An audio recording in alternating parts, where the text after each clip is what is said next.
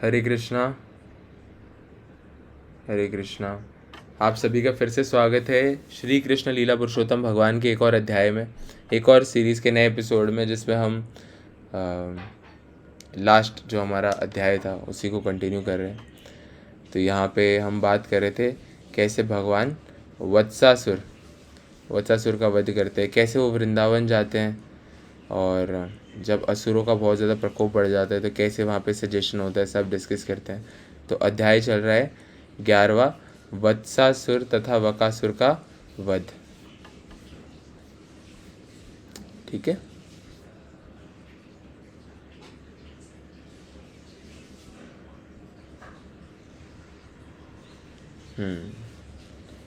तो एक बार इसको पढ़ने से पहले हम वो पढ़ेंगे, प्रणाम मंत्र पढ़ेंगे, है ना।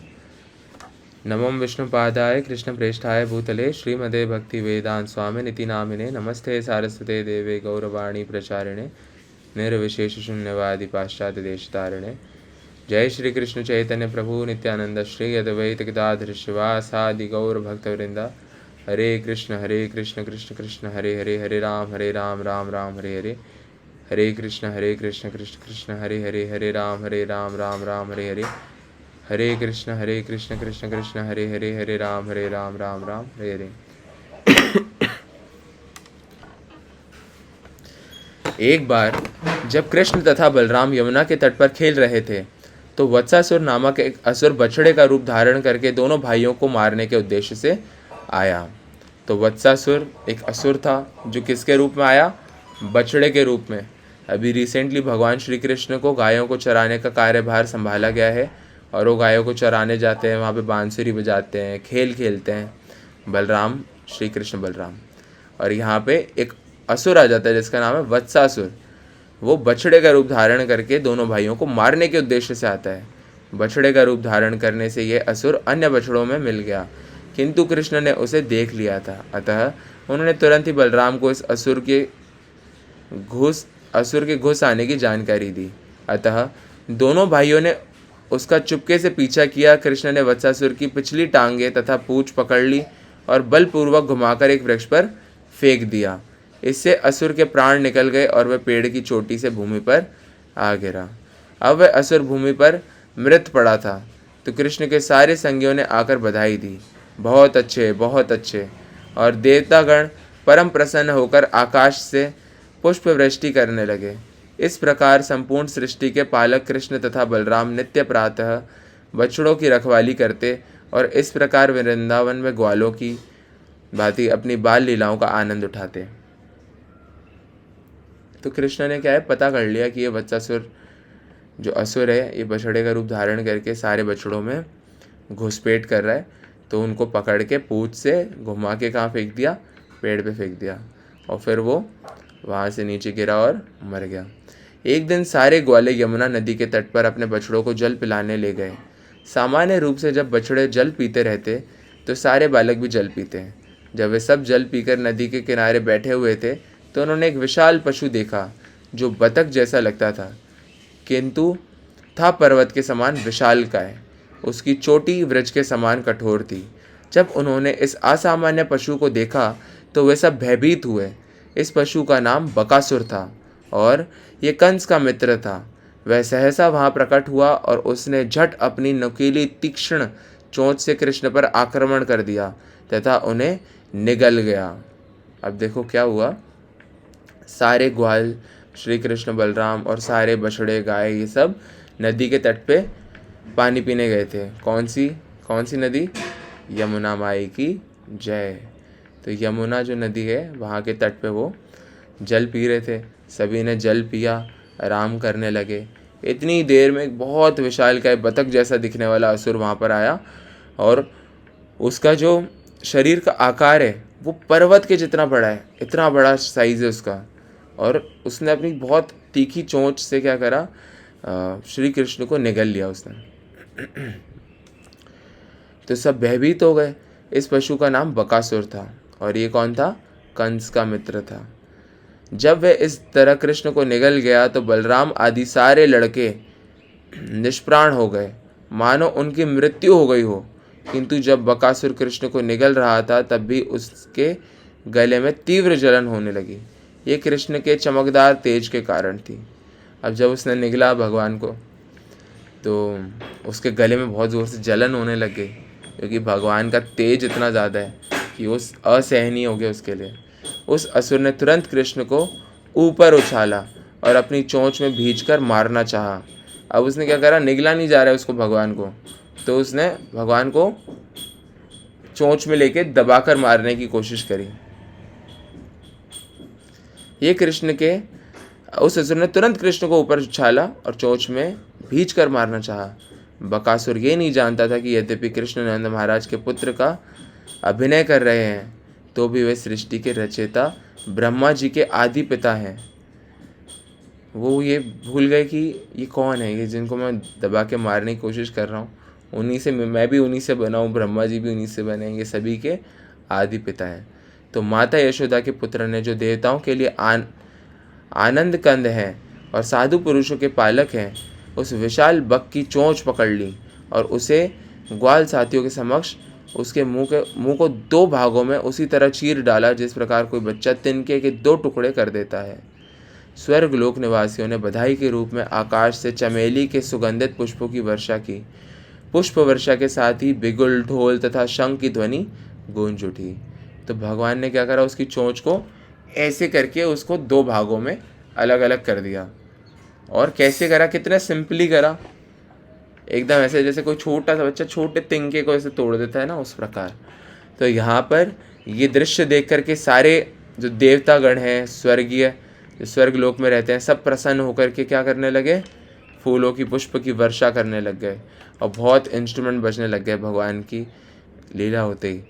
जब लड़कों ने पुष्प वर्षा देखी और स्वर्गिक ध्वनियाँ सुनी तो वे आश्चर्यचकित रह गए। जब उन्होंने कृष्ण को बकासुर के मुंह से मुक्त हुए देखा तो बलराम समेत सारे ग्वाल बाल इतने प्रसन्न हुए मानो उन्हें अपना जीवन आधार प्राप्त हुआ हो। जैसे ही उन्होंने कृष्ण को अपनी ओर आते देखा तो एक एक करके सब ने नंद के पुत्र को गले लगा लिया। इसके बाद उन्होंने सारे बछड़े एकत्र किए और वे घर वापस जाने लगे। तो देखिए, जैसे ही भगवान को वो असुर निगल गया तो सभी के प्राण चले गए मानो। जैसे ही उन्होंने भगवान को मुक्त अवस्था में देखा कि भगवान ने असुर का वध कर दिया है और स्वर्ग के सारे देवी देवता क्या कर रहे हैं, पुष्पों की वर्षा कर रहे हैं और बहुत ढोल नगाड़े बज रहे हैं स्वर्ग से। तो ये ध्वनि सुन करके, ये दृश्य देख करके सब बहुत प्रसन्न हो गए। और जब कृष्ण को अपनी ओर आते देखा तो उन्हें कैसा महसूस हो रहा है, जैसे उन्हें जीवन आधार मिल गया हो, मतलब उनका दोबारा उन्हें जीने की वजह मिल गई हो। क्योंकि कृष्ण के बिना उनका जीवन कैसा हो गया था, मृत के समान हो गया था 1 सेकंड के लिए। और दोबारा कृष्ण को देख के दोबारा में सब में प्राण वापस आ गए। इसके बाद सब वापस घर की ओर जाने लगे। जब वे घर आ गए तो वे नंद के पुत्र के आश्चर्यजनक कार्यकलापों का वर्णन करने लगे। जब समस्त गोपियों तथा ग्वालों ने लड़कों से ये कहानी सुनी तो वे परम प्रसन्न हुए, क्योंकि वे कृष्ण को अपने अंतःकरण से चाहते थे और उनकी महिमा तथा उनके विषय कार्यों को सुनकर उनके प्रति और अधिक वत्सल हो उठते। ये सोचकर कि बाल कन्हाई मृत्यु के मुख से लौट आए हैं, वे उनके मुखमंडल की ओर और भी अधिक प्रेम तथा वात्सल्य से देखने लगे। अब जब गोपियाँ, जो बाकी लोग सब सुन रहे हैं भगवान की लीला, तो वो और प्रसन्न हो रहे हैं और अति प्रसन्न हो रहे हैं भगवान की लीलाओं को सुन के, और उनके मुखमंडल की तरफ देखते हुए उनको और अधिक प्रेम आ रहा है। वे चिंताओं से पूर्ण थे किंतु कृष्ण की ओर से अपनी मुख हटा नहीं पा रहे थे। चिंता तो हो रही थी उन्हें कृष्ण के प्रति, लेकिन कृष्ण की तरफ से अपना मुख नहीं हटा पा रहे थे। गोपियाँ तथा गोप परस्पर बातें करने लगे कि कितने आश्चर्य की बात है कि बाल कृष्ण पर कितनी कितनी बार कितने प्रकार के कितने असुरों ने आक्रमण किए तो भी वे असुर ही मारे गए और कृष्ण अक्षत बने आए। वे लगातार बातें करते रहे कि कितने कितने भयानक असुरों ने कृष्ण को मारने के लिए न जाने कितनी बार आक्रमण किया, किंतु हरि की कृपा से उनका बाल बाका न हो पाया। तो ऐसा सोचते हैं कि कितनी बार कितने असुरों ने कृष्ण पर प्रहार किया है, लेकिन कृष्ण हमेशा अक्षत रहे, मतलब उनका कोई भी बाल नहीं बाका कर पाया। ये भगवान श्री हरि की कृपा है। उल्टे वे सब पतंग की भांति दीपक में जल मरे। तो पतंग का अर्थ है जो कीड़ा होता है जो उजाले की तरफ जाता है ना, जो उड़ने वाला कीड़ा होता है जो उजाले की तरफ जाता है, तो वो दिया होता है, कोई आग लौ जल रही होती है, उसमें जल के भस्म हो जाता है।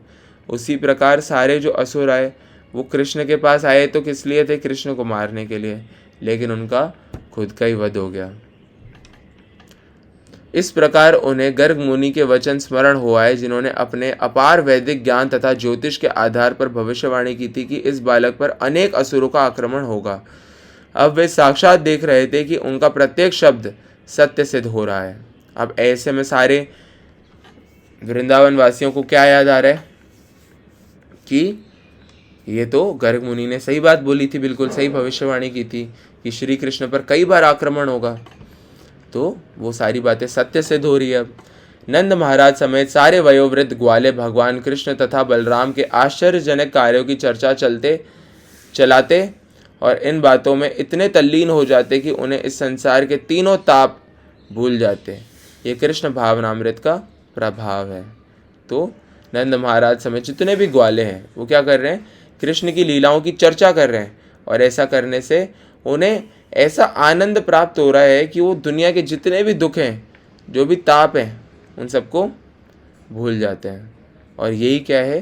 कृष्णा कॉन्शियसनेस का इफ़ेक्ट है।